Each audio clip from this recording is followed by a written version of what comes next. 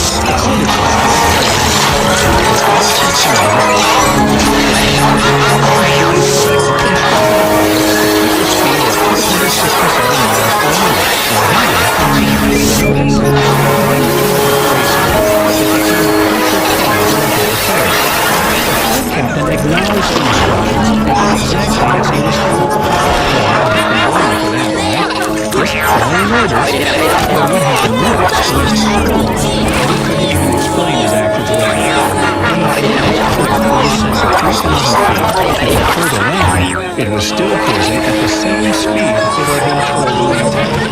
Just to make it clear, when air senses first and asked the captain what he was doing and why.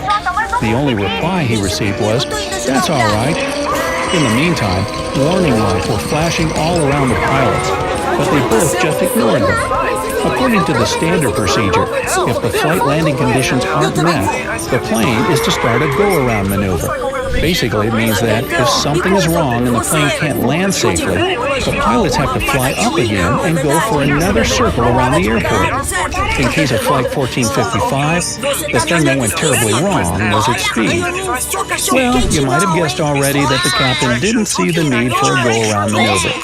Later, he couldn't even explain why. As for the first officer, he said that he knew they weren't about to land safely, but believed the captain was taking steps to avoid a crash. Anyway, despite the yells of air traffic control and the flashing warning lights, they directed the plane towards the runway and landed. The aircraft touched the runway at a speed greatly exceeding the allowed maximum and 650 feet beyond the landing limiting line. The strip was wet, and it didn't help the unfortunate pilots either.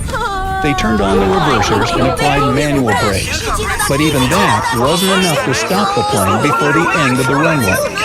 Eventually, the airplane crashed into the metal fence and an airport perimeter wall, tearing through both, and finally came to a halt right in the middle of Hollywood Way, a busy four-lane city street. The nose of the aircraft was shattered, the front wheels were torn off, but the inside wasn't damaged much. One of the escape slides inflated right inside the plane, blocking two flight attendants, but otherwise no one was seriously injured. And that's nothing short of a miracle. Why, you ask? Well, because the plane stopped right next to a gas station. If it had moved several dozen feet further, it could have caused a fire or even an explosion, and there would have been victims. But the plane came to a screaming stop, nothing lit up, and nobody was seriously hurt. Happy ending, except for the flight captain's self-esteem. On the voice recording from the cockpit, you can clearly hear how, moments after the accident, he said, "Well, there goes my career. Sorry, pal, you were right." Several months later, both the captain and the first officer of Flight 1455 were fired because of the accident, and the plane, as it turned out, sustained too much damage and was later scrapped. Well, it's kind of sad, of course, but everyone stayed alive, and that's what really matters. Pilots have a saying, any landing you can walk away from is a good landing. And so it goes. So, Brightsiders, do you know of any other stories of airplane incidents? Share them in the comments below. If you learned something new today, then give this video a like and share it with a friend. But hey, don't go anywhere just yet. We have over 2,000 cool videos for you to check out. All you have to do is pick the left or right video, click on it, and enjoy. Stay on the bright side of life. If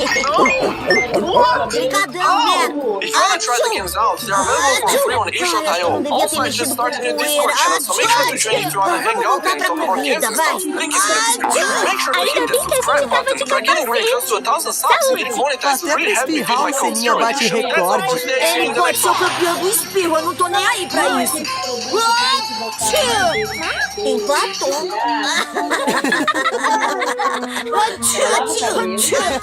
Saúde.